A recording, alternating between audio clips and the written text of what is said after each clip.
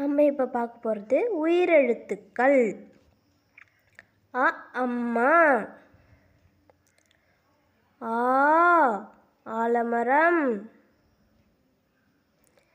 இ இலை, ஈ ஈசல், உ உப்பு, ஊ ஊதல், ஏ எறும்பு, ஏ ஏழு,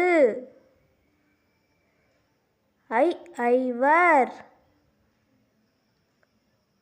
ஓ ஒட்டகம்,